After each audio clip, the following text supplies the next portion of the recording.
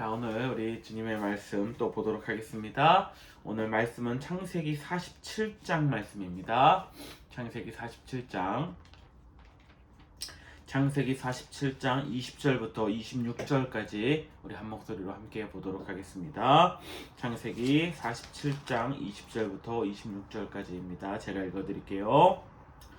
그러므로 요셉이 애굽의 모든 토지를 다 사서 바로에게 바치니 애굽의 모든 사람들이 기근에 시달려 각기 토지를 팔았습니다. 땅이 바로의 소유가 되니라. 요셉이 애굽 땅 이 끝에서 저 끝까지의 백성을 성읍들에 옮겼으나 제사장들의 토지는 사지 아니하였으니 제사장들은 바로에게서 녹을 받음이라. 바로가 주는 녹을 먹음으로 그들이 토지를 팔지 않았음 어떠라. 요셉이 백성에게 이르되 오늘 내가 바로를 위하여 너희 몸과 너희 토지를 샀노라. 여기 종자가 있으니 너희는 그 땅에 뿌리라. 추수의 5분의 1을 바로에게 상납하고 5분의 4는 너희가 가져서 토지의 종자로도 삼고 너희의 양식으로도 삼고 너희 가족과 어린아이의 양식으로도 삼으라. 그들이 이르되 주께서 우리를 살리셨사오니 우리가 주께 은혜를 입고 바로의 종이 되겠나이다. 요셉이 애굽 토지법을 세우매 그 5분의 1이 바로에게 상납되나 제사장의 토지는 바로의 소유가 되지 아니하여 오늘날까지 이르니라. 아멘. 오늘은 요셉이 이제 그 후에 이제 감옥에도 잡혀가고 또 결국에는 애굽의 총리가 되는 장면들이 나옵니다. 우리가 이제 요셉 이야기를 너무 이제 삼류 드라마처럼 이제 그려내는 사람들은 어떻게 그렸느냐면 요셉이 그렇게 어려운 시절을 겪었더니 결국에 뭐가 되었다? 요셉의 총리가 되었다. 요셉의 총리가 되어서 성공했다. 하나님이 영광 받으셨다. 어떤 이런 식의 삼류 드라마 쓰듯이 그렇게 요셉의 이야기를 이렇게 격화시키는 경우들이 너무 많은데, 여러분, 요셉의 이야기는 그런 얘기가 아닙니다. 요셉의 이야기는 무슨 얘기냐면은 그가 어떤 위치에 있든지 관계없이 지금 내가 살기 좋아서 하나님을 더 섬기고 살기 나빠서 그럴 수 없다라는 얘기가 아니라 언제나 하나님이 나와 함께 하시기에 어떠한 상황 가운데서도 최선을 다하며 살아갔다라는 얘기거든요. 그리고 요셉은 또 하나님께서는 그런 요셉을 지켜보았고 그런 시간들을 통해서 요셉이 있어야 될 자리의 위치를 하나님이 옮겨주시고 그것을 통해서 하나님이 더 큰 일을 이루셨다. 그러니까 오늘 이제 말씀의 이 본체는 뭐냐면 요셉 한 사람의 이야기가 아니에요. 우리 지난주에도 봤지만은 요셉 한 사람을 통해서 보디발의 집이 복을 누렸던 것처럼 이제 요셉 한 사람을 통해서 이 애굽, 이집트 전체 나라가 복을 누리게 되는 얘기. 그러니까 단순히 어떤 내가 위치에 올라서 하나님이 나를 이런 위치에 올려주셨다 할렐루야 하는 얘기가 아니라 그런 위치에 관계없이 어떤 위치에 있든지 하나님을 섬기는 사람은 어떻게 살았나. 우리가 잘 알듯이 이제 창세기 이야기가 어떻게 나오냐면은 이제 바로에게 가서 뭐꿈 해석하는 그런 이야기들이 나오고 그래서 애굽의 총리가 됩니다. 애굽의 총리가 된 다음에 어떤 일들이 일어나냐면은 7년 동안 애굽 땅에 큰 풍년이 이루게 되고 그 후에 7년 동안에 정말 이도 없을 경험하지 못한 흉년을 경험하게 되죠. 근데 하나님께서 이제 꿈을 통해서 보여주셨고 그것을 이제 요셉이 대비하게 됩니다. 그러니까 그 풍년 동안 7년 동안의 풍년, 그러니까 성경에서 7이라는 숫자는 완전수거든요. 그렇기 때문에 아마 이 7년이라는 풍년은 누구든지 모든 사람이 완전한 모든 사람들이 그 풍년의 혜택을 누리며 살아갈 수 있었던 것들, 가난한 자, 부한 자 관계없이 가난한 자도 이 모든 혜택을 누리며 여유 있게 살아갈 수 있었을 때 그 풍년이 7년이 있었고 그 후에 흉년이 7년이 오죠. 이때는 부자도 살기 힘든 때, 부자도 모든 것들을 정말 먹고 살기 위해서 모든 것을 팔아야 했을 때, 이런 때를 이제 하나님께서 그에게 꿈으로 보여주시고 그때를 대비합니다. 어떻게 하면은 곡식 창고를 만들어서 7년 동안의 풍년해 동안 그런 남아도는 곡식들을 다 창고에 저장해서 이제 그 후에 있을 7년의 흉년을 대비하죠. 그 흉년을 대비해서 그 사람들에게 이제 그런 저장했던 그런 곡물들을 나눠주고 그들이 그 흉년 가운데 살아갈 수 있는 이런 어떤 그런 제도들을 이제 요셉이 총리가 되어서 만들죠. 그래서 그 후에 이제 그렇게 되는 거예요. 그래서 이제 정말 흉년이 찾아왔을 때 이제 국가가 그런 곡식들을 싸게 팔아가지고 사람들이 먹고 살게 되었다. 흉년의 때도 다른 나라들은 주변 다른 모든 나라들은 기근으로 인해서 많은 사람들이 죽었는데 이 애굽만큼은 그런 일을 겪지 않았다. 바로 이것이 어떤 요셉의 위대한 점이다.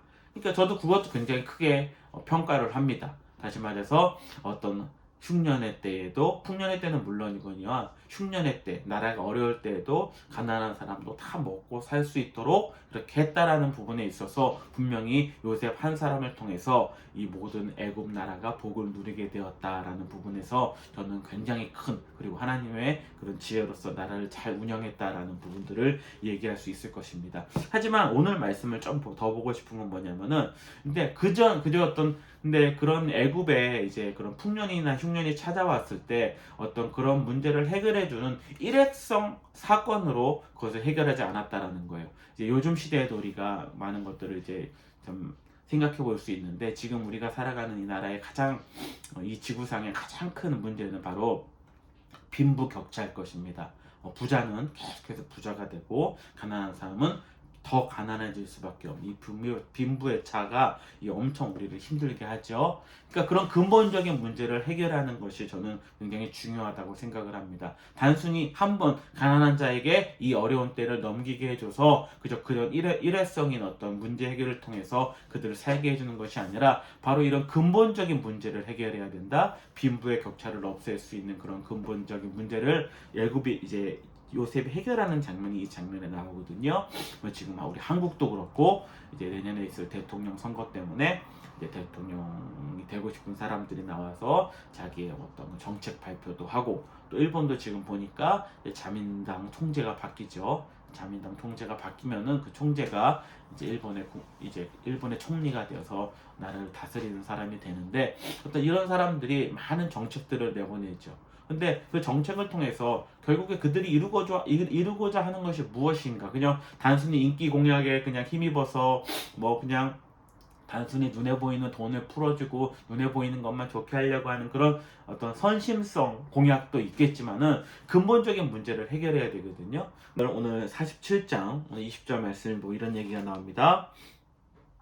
그러므로 요셉이 애굽의 모든 토지를 다 사서 바로에게 바치니 애굽의 모든 사람들이 기근에 시달려 각기 토지를 팔았습니다. 땅이 바로의 소유가 되었더라. 그러니까 결국에 그동안은 개인이 소유하던 땅들이 있었는데 너무 힘들다 보니까 그걸 다 팔게 되었고 결국에는 이 애굽이 전체 나라의 모든 땅들을 소유하게 되었다라는 거예요.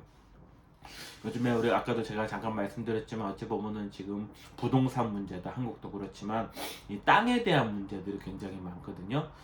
땅을 소유한 사람들은 불로소득을 누리잖아요. 우리가 예전에 저도 한국에 오래됐지만 홍대 같은데 보면 요즘에 땅값이 엄청 올라가지고 임대료도 엄청 비싸지고 근데 어찌 보면은 그 홍대 같은 데들은 땅을 소유한 사람들이 그것을 위해 노동을 하고 그것을 위해 열심히 한 것들은 없거든요. 어찌 보면 인디밴드라든가 노래에 관심 있는 사람들이 거기에 모여서 자기 음악들을 표현하고 이것이 알려지다 보니까 사람들이 모여들게 되고 그 지역이 유명하게 되면서 그렇게 되면서 정말 땅값이 점점 올라가게 된 거거든요. 어찌 보면 땅을 소유한 사람은 어떤 자기가 어떤 열심히 일을 해가지고 노동의 가치로서 돈을 얻게 되는 것이 아니라 어찌 보면 그 땅을 소유했다라는 것으로 인해서 그 지역이 인기를 얻게 되니까 땅값이 올라가게 되고 그 불로소득을 누리게 되는 거게 되거든요. 이것이 어찌 보면 지금 우리가 사는 아까도 말씀드렸던 이런 빈부격차를 더 크게 만드는 그래서 이 땅에 대한 문제들을 우리가 많이 얘기하죠. 그래서 성경에 보면 레위기 25장에도 보면은 희년의 법이 나오거든요. 그러니까 땅은 하나님의 소유다. 개인이 소유할 수 없다라는 개념. 그래서 땅을 경작하는 것이 땅을 소유의 개념으로 바라보는 것이 아니라 경작의 개념으로 바라보는 것이 이 성경적 개념이거든요. 좀 어려운 얘기일 수 있지만, 근데 오늘 말씀해 보면은 결국에는 나라를 빼앗기고 종이 되었나? 모든 나라의 국민들을 종으로 만들었네. 이 요셉이란 총리는 모든 사람을 다 나라의 종으로 만들었구나라고도 볼 수 있지만, 그것이 아니라 이 어려운 때에 땅을 다 사들임으로 말미암아 그런 어떤 빈부의 격차를 만들고 모든 어떤 그런 불행의 씨앗을 만드는 이 토지의 사유화를 다 막았다라는 거예요. 그리고 나서 그 나라를 사들이고 그 나라를 나눠주면서 어떻게 했냐면은 바로 5분의 1만 너희들이 이 상납을 해라. 그러니까 100이면은 그 중에 80은 너희들이 갖고 20은 나라에 상납해라. 이런 식으로 토지를 경작의 의미로 바꿔주거든요. 뭐 조선시대에도 이럴 때가 있었죠. 근데 이 5분의 1만 주면 된다라는 법은 그 고대에 있어서 굉장히 어떻게 보면은 굉장히 큰 그런 어떤 것입니다. 뭐 조선시대만 봐도 뭐 반을 나라에 낸다든가, 뭐 힘들 때는 반을 내기도 하고 그 이상을 내기도 하고, 그래서 오히려 나라에서 땅을 받아 경작을 해도 결국에는 더 가난해지고 나라만 부해지는 일들이 많이 있었거든요. 근데 요셉은 그렇게 하는 것이 아니라 5분의 1만 이 나라에 상납하고 나머지들은 너희가 마음껏 누려라. 그래서 어떻게 하냐면은 그 불평등의 모든 근본되는 토지를 공유화로 만들어버리고, 그로 인해 그 가운데서 그런 어떤 토지를 소유하는 개념으로 바라보게 만든 것이 아니라 토지를 경작하게, 그리고 경작해서 노동해서 거기서 가치를 얻어서 그 가치로 인해서 사람들이 먹고 사는 세상을 만들었다라는 거예요. 이것이 어찌 보면은 요셉의 가장 위대한 점이 아닌가? 단순히 그저 흉년의 때를 대비해서 7년 먹고 살게 해줬다, 그것으로 끝난 게 아니라 그때 거둬들인 땅들을 사람들에게 나눠주고, 또 그 땅에서 누구든지 이제는 열심히 경작하면 먹고 살 수 있는 세상을 만들었다. 어떤 빈부의 격차를 없애고 모든 사람들이 참된 노동의 가치를 알게 해줬다. 이것이 어찌 보면은 이 요셉이 이 총리가 되어서 한 가장 위대한 일이 아닌가. 그로 인해서 많은 모든 사람들이 어떤 그런 빈부의 격차를 느끼지 않고 살아갈 수 있게 되었다. 나중에 창세기 50장에 보면은 그의 자기를 이제 죽이려고 했던 형제들, 팔았던 형제들이 찾아오게 되고 만남의 장면에서 마지막에 요셉이 이렇게 고백을 합니다. 창세기 50장 20절에 보면 이렇게 얘기합니다. 형들에게 얘기하는 거예요. 당신들은 나를 해하려 하였으나 하나님은 그것을 선으로 바꾸사 오늘과 같이 많은 백성의 생명을 구원하게 하시려 하셨나니. 하나님께서 나를 그렇게 계획하셔서 이제 시간이 지나고 보니까 그렇게 하나님이 내 인생을 계획하셨고, 그 가운데 형들이 나에게 나쁜 짓을 했지만은 그것조차도 하나님의 계획 안에 있었고, 이제 보니까 그로 인해서 많은 사람들의 생명을 구원하게 하셨다. 바로 이것이 하나님이 나와 함께 하셔서 내가 한 일이다. 그래서 그로 인해서 그저 먹고만 살게 되는 것이 아니라 어떤 평등한 세상, 공평한 세상, 그런 빈부의 격차를 느끼지 않고 살아가는 세상을 만들었다. 이것이 어찌 보면 참된 구원이 아닐까요? 우리가 이 땅을 살면서도 그저 먹고 사는 거야. 어찌됐건 삼시세끼야 먹고 사는, 물론 그렇지 못한 사람들도 있지만은 먹고야 살겠죠. 하지만 우리를 더 힘들게 만들고 우리를 공허하게 만들고 우리를 분노하게 만드는 것들은 어찌 보면은 내가 노력해도 누구 이상 갈 수 없어. 어떤 그런 어떤 것들이 우리를 힘들게 하는 부분들이 있잖아요. 그런 모든 부분에 있어서의 어떻게 하면 공평한 세상을 만들었다라는 거예요. 우리 그리스도인들은 천국에 대한 소망을 가지고 있습니다. 천국도 저는 그런 곳이라고 생각을 하거든요. 천국이 갔더니 또 열심히 교회 봉사하는 사람들은 더 높은 자리에 가 있고, 누구는 무슨 황금 연료관 쓰고 있고, 누구는 가긴 갔는데 그 공적이 얼마 쌓이지 못해서 뭐 개털 모자 쓰고 있고, 천국에 가서도 이렇게 나뉘는 세상, 저는 그것은 천국이 아니라고 봅니다.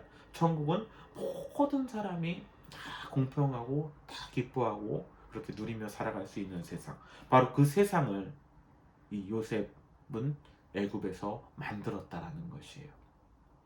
뜻이 하늘에서 이루어진 것 같이 땅에서도 이루어지다. 그 하늘나라의 귀한 어떤 사람을 대하는 그 사랑과 그들이 누리며 사는 세상을 바로 이 땅 가운데서도 만들었다. 바로 이것이 바로 우리 그리스도인들이 생각하며 살아야 되는 것이 아닐까? 그저 내가 남들보다 더 가진 것을 마치 하나님이 주신 큰 복처럼 여기고 자랑하는 것이 아니라, 그런 것들을 가지고 더불어 살아가는 세상을 만들면서 누구도 차별받지 않고만 살아갈 수 있는 세상을 만들 수 있다라면, 그리고 크게 하지는 못하더라도 내가 있는 삶의 공간에서 그것을 나누며 살 수 있다라면 바로 그것이 요셉의 삶을 살아가는 것이고, 요셉이 나와 하나님이 동행함을 그것을 통해서 드러냈던 것처럼 내가 하나님과 동행함을 그러한 삶의 모습을 통해서 드러내는 것이 필요하지 않나라는 그런 생각을 하게 됩니다. 또 힘들지만 어렵지만 오늘 요셉을 바라보면서 우리 가운데 많은 생각들이 있으면 좋겠고요. 그런 생각들을 내 삶에 적게나마 실천할 수 있는 우리 귀한 모든 그리스도인들이 되었으면 좋겠습니다. 기도하겠습니다. 사랑의 하나님 아버지, 감사를 드립니다. 하나님의 크신 은혜로 우리가 이 땅 지금껏 살게 되었습니다. 오늘 요셉의 모습을 보면서 하나님, 정말 그리스도인들이 어떻게 살아가야 되는 것일까, 많은 사람들과 함께 삶을 누린다라는 것이 무엇인지를 보게 됩니다. 우리 부족하고 연약하지만 오늘 요셉의 삶을 통해서 또 내 삶을 돌아보게 하시고 내 삶이 조금이라도 변화될 수 있는 귀한 축복들을 우리에게 허락하여 주시옵소서. 모든 것 감사드리며 예수님의 이름으로 기도드립니다. 아멘.